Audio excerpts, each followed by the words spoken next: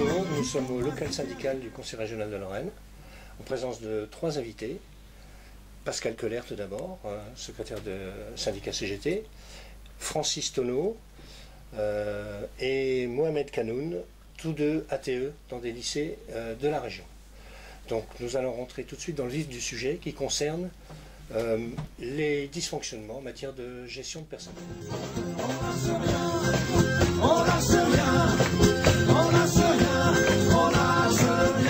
Francis, ton métier? Moi je suis donc ATE, mais agent de maintenance. Bon. Le problème qui te concerne, c'est-à-dire la date où ça s'est produit et les faits.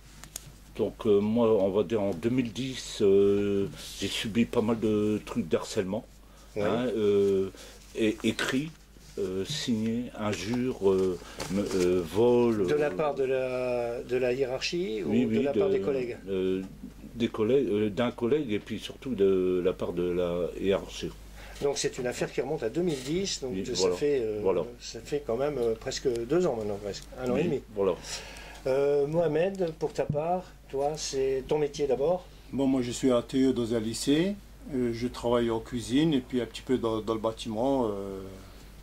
Voilà. Et donc, les faits? Et les faits, ben, je me suis fait agresser par un attaché de l'intendance. Tout de suite au début de poste, 1 heure après le travail, un attaché, et là il est venu, ça fait déjà un bon moment qu'il m'a harcelé, et là il m'a harcelé à la plonge, et j'ai 4 témoins qui étaient là et qui ont assisté à la scène. Donc ça s'est passé en septembre? Depuis septembre, je suis en arrêt de maladie. Alors toi c'est 2010, toi c'est des vols, accusation de vol, si j'ai bien compris. Accusation de fouiller, malgré j'ai le trousseau de clés que je suis censé d'être, comment dirais-je, présent pour ouvrir les portes, hein, ouais. aux gens qui me demandent, les gens qui ont besoin, surtout les élèves qui ont besoin. Moi je suis là pour les élèves aussi, ça veut dire, s'il y a quelqu'un qui a besoin de quelque chose, j'ai le trousseau de clés. Donc si moi on me demande d'ouvrir le bureau, mais bon après il y a eu des accusations de fouiller dans les bureaux. Donc ça va jusqu'à là. Après ça a été des critiques et tout. Bon, donc qu'est-ce que tu as fait directement? Tu étais à un moment donné en situation de faiblesse, tu as été voir un médecin, comment ça s'est passé? Qu'est-ce qu'il y a eu qui se produit que, en fait, tu ne travailles plus depuis maintenant 1 an pratiquement? Ça fait 1 an.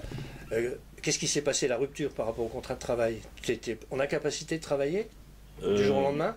Non, pas incapacité, c'est-à-dire que j'ai eu un moment de ma vie un petit problème de famille, donc, on pensait plus au truc de comment ça s'appelle, de se reconstruire surtout. Et sur le travail, dans le cadre du travail. Et de m'investir surtout sur le travail, mais surtout c'est aujourd'hui j'essaie de me reconstruire et je trouve pas le bout. Alors tu es suivi par un médecin, oui, je crois, depuis pas mal de temps déjà, et puis tu es suivi notamment par un centre médico-psychologique, c'est ça? Voilà, c'est ça. Mohamed, toi pour ta part, c'est une altercation très violente qui a eu. Violente déjà à la plonge, et ensuite convoqué dans le bureau, et là agression verbale. Agression verbale et lever la main sur moi. Là j'ai vu rouge, ouais. Et je n'ai rien fait. Bon, je suis reparti. Il n'y a pas eu de violence physique, mais on est dans la pleine violence verbale. Ouais. Et toi, ça a été une rupture. Voilà. Depuis ce moment-là, c'est fini. Il faut savoir que tous les deux, en plus, ont été auparavant sportifs, l'un comme l'autre, et que vous êtes aujourd'hui complètement déstabilisé, complètement. Déstabilisé physiquement et psychiquement. Et psychologiquement, j'arrive plus à trouver mes repères. Tu as eu, Mohamed, je crois, tu as vu récemment un psychiatre qui... Ça fait 1 fois par mois, je suis suivi par un psychologue, et j'ai été convoqué à la région Lorraine. Et puis je suis toujours en arrêt, quoi. Alors l'un comme l'autre, quelles ont été vos actions par rapport à ces situations de rupture par rapport au rythme du travail? Vous avez contacté? Moi notamment, j'ai été voir tout de suite la conseillère, l'assistante sociale, j'étais la voir, qui m'a bien reçu. J'étais voir la médecine du travail. Oui. Là, je suis comme suivi par un psychologue et convoqué aussi à la région Lorraine. Et puis voilà, on est là, mais moi j'irai jusqu'au bout, hein, je ne me laisserai pas faire. Francis, toi pour ta part, tu as contacté le syndicat aussi? Ouais. Ben, j'ai un ami à moi qui m'a conseillé de venir chez vous et par rapport à ce jour-là, ma vie a basculé et j'ai repris confiance en moi parce que au moins j'étais pas délaissé. Alors Pascal, comment ça se passe dans ces cas-là quand quelqu'un est en rupture par rapport au cercle de travail, il s'adresse au syndicat, quelles sont les mesures que celui-ci prend? On essaye de discuter avec la personne pendant un petit temps déjà, de comprendre un peu la situation. Alors après, effectivement, on a entendu les termes harcelés, on sent bien qu'il y a de la souffrance au travail. Donc de manière générale, on appelle ça la santé au travail. Alors on essaie de voir en tout cas de déjà sortir les conséquences et après d'en sortir les causes. Dans les explications qui nous sont données, on parle d'injures, on parle d'abus de pouvoir, on parle d'accusations à tort, ce que je l'ai entendu de la part de Francis et il nous l'a dit. Dans d'autres cas, on le verra peut-être par la suite, on parle de diffamation, donc c'est des cas vraiment avérés où il y a vraiment des gros problèmes, quoi. Donc voilà, donc dès lors qu'ils nous ont vus et qu'on a sorti un petit peu toutes ces causes, on essaie de voir comment on peut traiter les choses. Donc on s'adresse d'abord à l'employeur avant de rentrer vraiment dans des grosses bagarres et malheureusement au conseil régional, on n'arrive pas à avoir de réponse qui satisfasse les salariés, en tout cas le syndicat en premier lieu, mais surtout les salariés. Pourtant, la DRH, il y a du personnel, oui. Il y a des outils aussi d'intervention, oui. Le CHSCT, oui. Etc. Quels sont les différents outils en place et quel est Les outils existent, mais ils ne fonctionnent pas du tout. C'est-à-dire que Mohamed a parlé d'assistance sociale, l'assistance sociale en elle-même, donc ça existe, c'est fait pour. Après, c'est de voir quels résultats, comment les choses sont retransmises, comment les choses sont traitées par la région. Bien souvent on conseille effectivement les salariés d'aller voir l'assistance sociale, mais aujourd'hui chaque fois qu'on conseille un collègue ou une collègue d'aller voir l'assistance sociale, au retour on a le sentiment que l'employeur fait totalement l'inverse de ce qu'on attendrait de la part de l'employeur, donc on se pose des questions. Donc un pôle santé c'est bien, mais après il faut voir pourquoi faire. Et dans les cas qui sont mis là en avant, dans les deux cas, si on note bien, je crois que ça a été dit, Francis, jusqu'à présent, l'employeur n'a pas réagi. Et ça fait déjà un petit temps qu'il est laissé à l'abandon chez lui, on ne se pose pas la question comment il est pris en charge. Le syndicat a fait des courriers, des emails, quelles sont les réponses? Déjà, les réponses mettent du temps à arriver, et une fois qu'elles arrivent, c'est toujours dans le consensus le plus général de la part du responsable du dialogue social, le responsable aussi des instances paritaires, voilà, qui me dit toujours, écoutez, il nous faut du temps, il faut comprendre les uns, les autres, mais dans les cas qui nous concernent, il n'y a rien à expliquer, il n'y a rien à comprendre, c'est très clair. C'est que les salariés sont en raison à 100% sur les deux cas. Alors, j'aimerais bien comprendre que vous expliquiez un peu votre souffrance par rapport à ces situations. Qu'est-ce qui se passe physiquement, psychologiquement, quand il y a une rupture par rapport à la semaine de travail qu'on fait habituellement? Qu'est-ce qui se passe dans vos têtes? Parce que vous parlez en même temps d'état de dépression et en même temps d'envie de se battre. Comment on peut gérer les deux? Moi, je vous dire un truc. Nous tout ce qu'on demande, c'est de travailler paisiblement. On n'est plus des gamins, on a envie de travailler. On sait ce qu'on a à faire. Aujourd'hui, on veut toucher à quoi que ce soit. Aujourd'hui, il y a toujours un barrage quelque part. Aujourd'hui, il faut laisser les gens faire. Ils connaissent leur boulot. Excusez-moi, j'ai oublié de vous demander votre âge à tous les deux. Moi, j'ai 45 ans. 45 et toi? 50. Et donc, vous avez une expérience de... Moi, ça fait 19 ans que je suis dans le lycée, je n'ai jamais eu de problème. Non, moi, ça fait que 3 ans je suis. Donc, j'étais en création d'entreprise quand je suis rentré dans la région Lorraine. Donc, voilà. Alors, toi, Mohamed, qui était prof de karaté j'ai fait beaucoup de lutte, un petit peu de karaté, je faisais pas mal de vélo. Aujourd'hui, tu es en situation d'impossibilité de pratiquer des activités physiques. De temps en temps, je fais un petit peu de vélo pour me déplacer, mais je pense que psychologiquement j'ai pris un coup. Ouais. Ma famille, après un coup, mes amis qui viennent me voir ne comprennent pas la situation. Et heureusement, maintenant, je suis content qu'il y a des gens comme vous qui sont là pour nous défendre.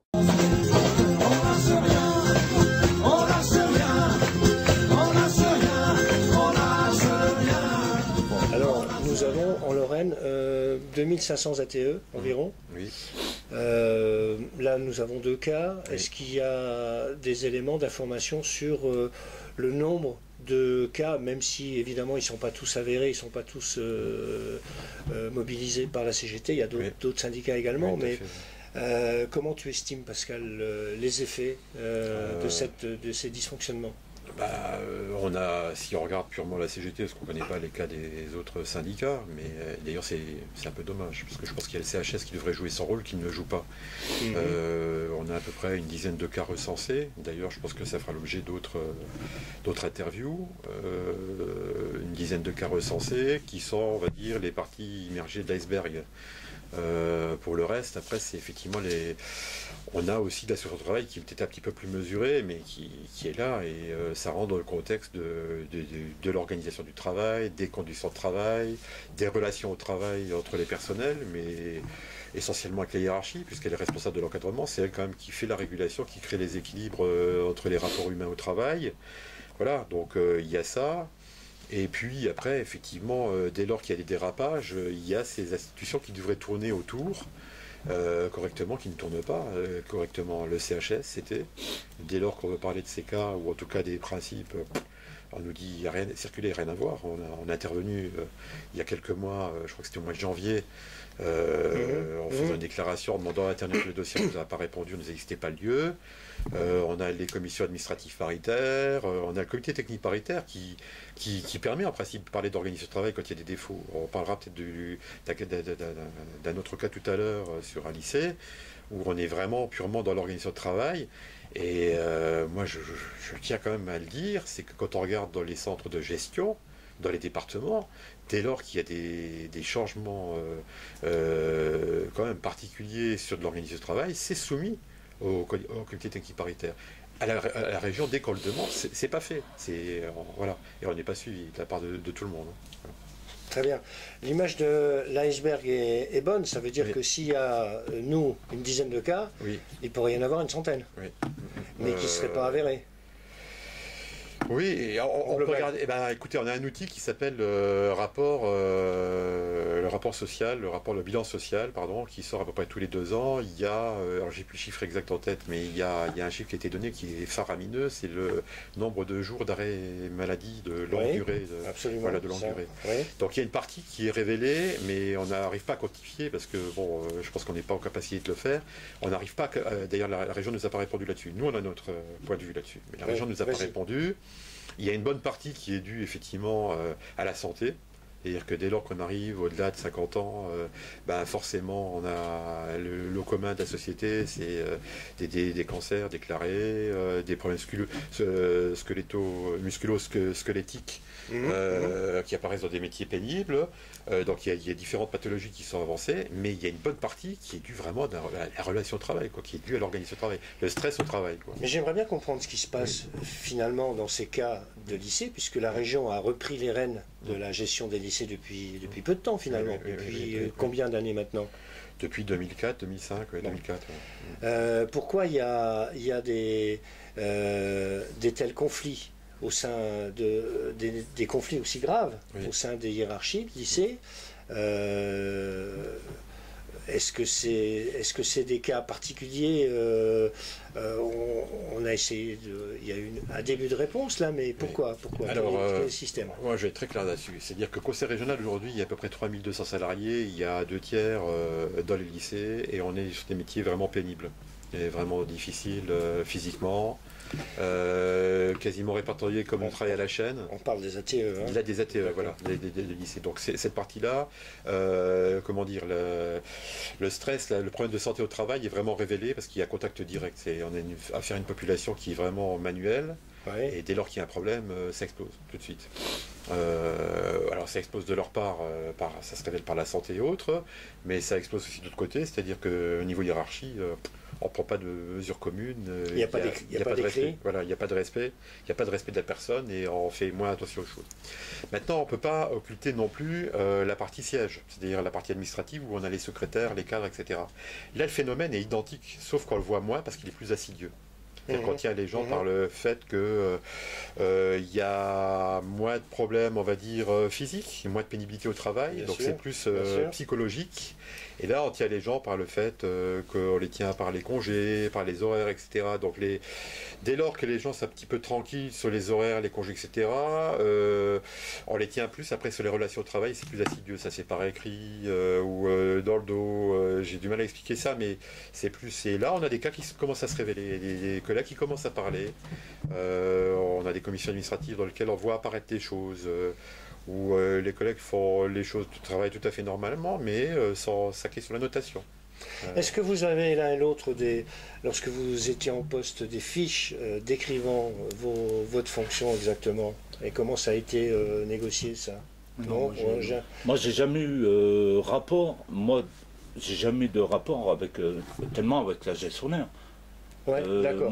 Donc vous êtes des agents exécutants. Oui, voilà. Et par contre, le planning, est-ce que ça marche par semaine ou par jour? C'est-à-dire, on vous dit le matin ce qu'il faut faire, ou est-ce qu'on vous dit le lundi ce qu'il faut faire dans la semaine?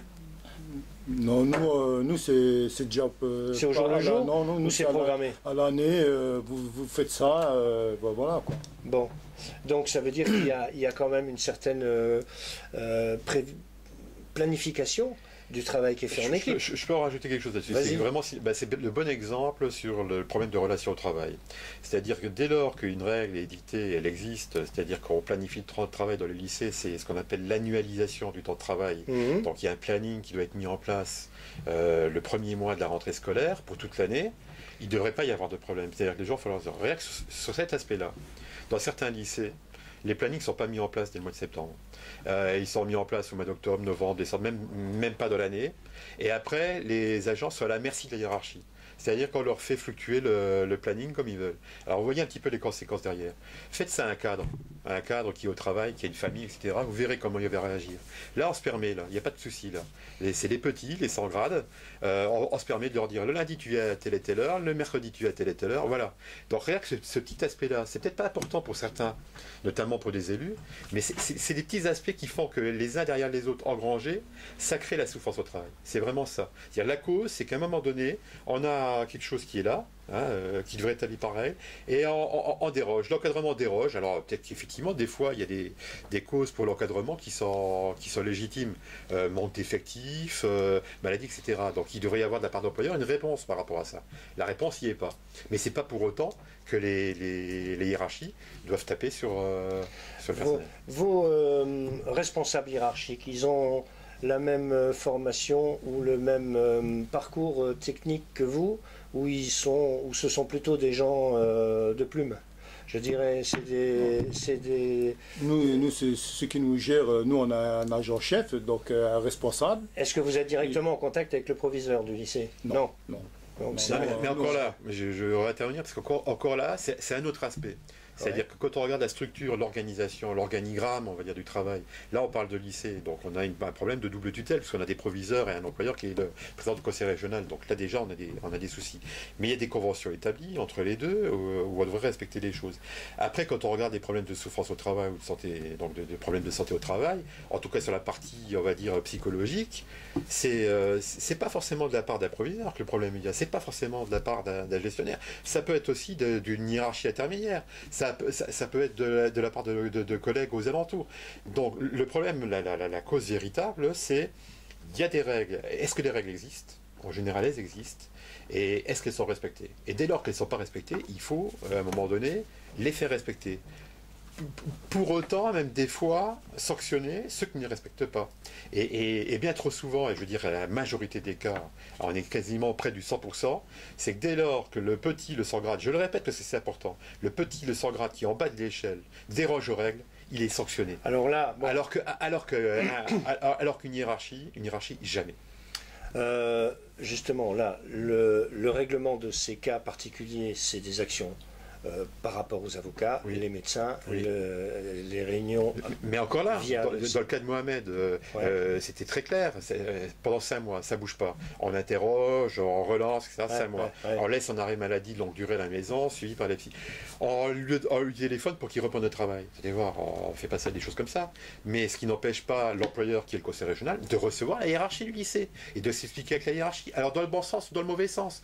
Mais Mohamed n'a jamais été reçu par l'employeur, si ce n'est qu'à notre demande. C'est-à-dire qu'à un moment donné, à force d'insister, dire mais attendez voir. Et encore parce que on l'a appris de manière inopinée, mais sinon Mohamed n'aurait jamais été reçu et l'employeur est bien reçu la hiérarchie pour discuter la hiérarchie. Voilà. Oui, mais bon, il peut y avoir une réponse de l'employeur disant on veut essayer de comprendre, on va essayer de voir les uns les autres, c'est ce qui a été dit. Tout à fait. Mais bon, là je pense qu'on avance, on se bagarre sur ces dossiers comme sur bien d'autres, il y en a une bonne dizaine en ce moment qui sont très chauds. Mais sur un plan global, quelle serait la proposition du syndicat par rapport à une amélioration de la gestion de ces histoires?